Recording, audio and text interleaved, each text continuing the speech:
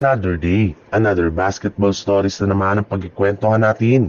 At ngayon nga, yung pag-uusapan natin ang naibalitang dalawang player na kukunin na ng Los Angeles Lakers. At ang balitang desidido na nga daw ang Golden State Warriors na kunin si Lauri Markkanen.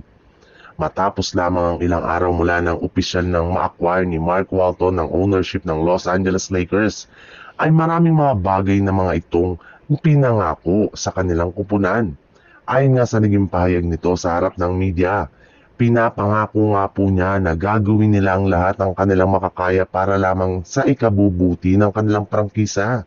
Sa katunayan, plano na nga nilang i-expand ang kanilang front office ngayong off-season at sinisigurado nga po niya na maraming bagay siyang paggagastusan ng pera, kagaya na lang ng pagpapa-improve ng kanilang scouting, analytics department, pag-hire ng magagaling na medical at training staff at higit sa lahat, ang pagbuo ng isang bago at mas malakas na lineup na siyang magbibigay sa kanila ng mas malaking tsansa na makakuha ng kampyonato. Kasi pa nga sa kalalabas na balita, pinangako nga ni Mark Walton na hindi niya sasayangin ang mga natitirang taon ni LeBron James.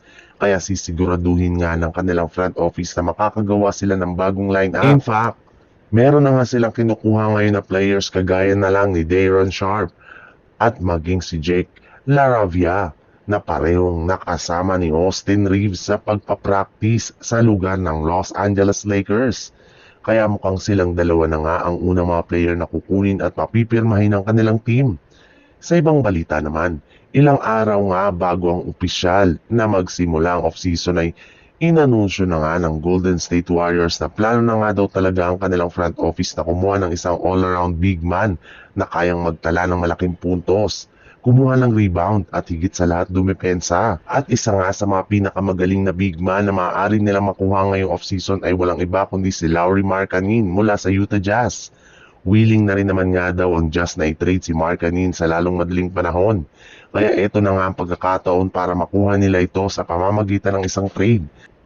Kaya hindi na nga nakapagtataka bakit may lumabas sa balita ngayong araw na desidido na nga daw ang Golden State Warriors na makipagnegosasyon sa Jazz patungkol sa trade ni Markkanen. Meron din naman nga daw silang sapat na asset ngayon para makuha ito kagaya na lang ni Moses Moody, Jonathan Kuminga, Goy Santos at isang future first round pick. Sa ganyang paraan nga ay makakabuo ang Warriors ng mas malakas na lineup kasama sina Draymond Green, Stephen Curry at Jimmy Butler.